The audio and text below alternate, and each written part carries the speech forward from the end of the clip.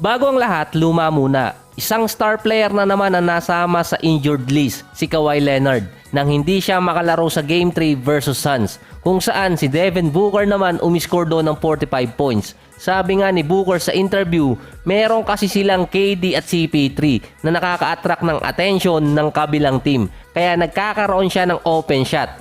Kaya ngayon si Booker sa series may average na 36 points per game.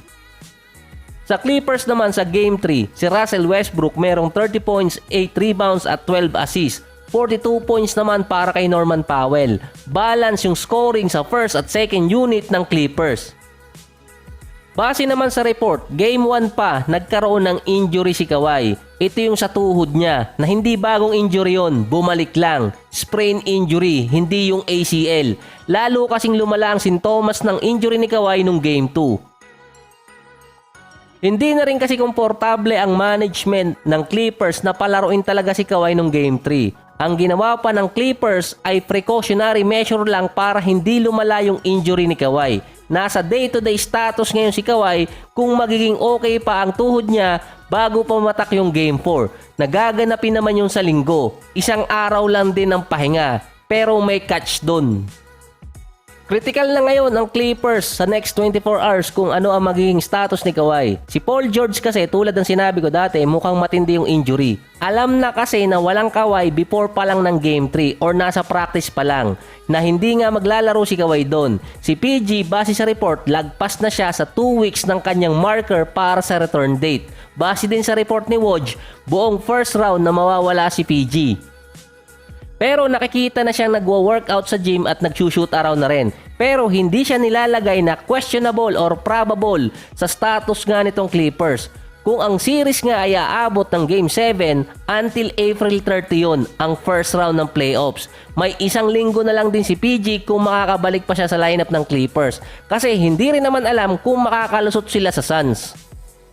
Dahil yon sa naging status pa ni Kawhi, base din sa mga fans ay tatapusin ng Phoenix ang series within 5 or 6 games. Base yan sa botohan.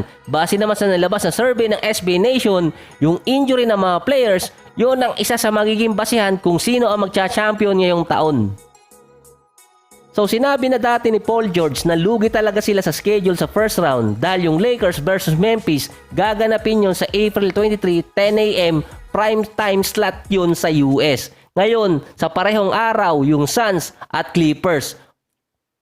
Ito kasi yung catch doon. Game 3 para sa Lakers, Game 4 para sa Clippers. At gaganapin pa yon ng 3:30 AM PH time. Bawas agad ang oras ng dalawang teams, yung Phoenix at itong Clippers. Lalo na't meron pang injury itong si Kawhi. Ipagpalagay nating 48 hours yun sa pagitan ng games.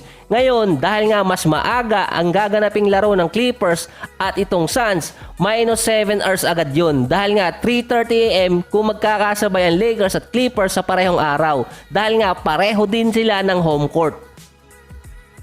Nagsimula kasi ang laro ng Clippers at Suns sa Game 3 ng mga 10:30 AM PH time ngayong April 21 at natapos yun ng mga pagpalagay nating 1:30 PM.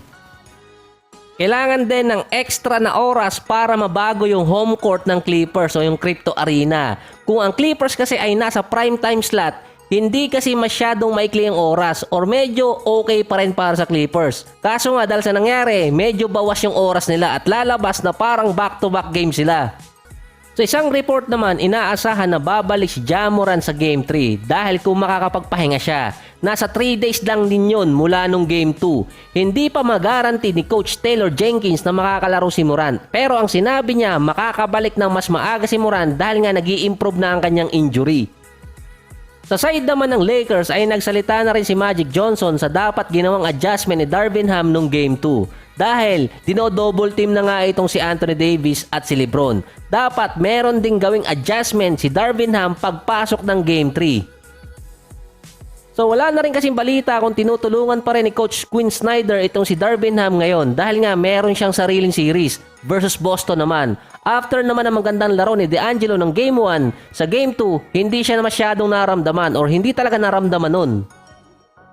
Sa isang interview, tinawag kasi ng media na point guard itong si D'Angelo. Agad niyang pinutol yon at sinabing hindi dapat siya tawagin point guard kundi basketball player. Na tama naman dahil basketball yun nilalaro niya. Dahil kapag basketball player, team role ang gagampanan niya at hindi yung point guard role lang. Nahati na kasi yung point guard sa Lakers kina D'Angelo, Schroeder at dito kay LeBron. Base pa sa stats, mas effective si D'Angelo sa off the ball. Isa pa doon, yung side ngayon ng Lakers nasa kanilang advantage dahil 2 games ang nasa home court nila. May chance sila makuha ang 3-1 advantage. Kapag kasi nangyari, na-split yun at nagtabla sa 2-2, papasok ng Game 5 at Game 6. Back-to-back games yun. Wala sa Lakers ang advantage doon dahil sa injury status ni D'Angelo, LeBron, Schroeder at Anthony Davis. Pwede kasing bumalik yung injury ng mga players na nabanggit ko, katulad na nangyari kay Kawhi. Kaya nga sinabi ni Magic Johnson anong adjustment ang gagawin ni Darvin Ham. Hindi lang yung next 2 games, buong series dahil kailangang paghandaan talaga yon. Lalo na yung worst case scenario. Hindi mo kasi pwedeng mababad lagi sa laro sina Anthony Davis at si LeBron. Lalo na nung game 2 na nag-i-struggle na si AD, longer minutes pa ang binigay sa kanya at hindi pinalitan.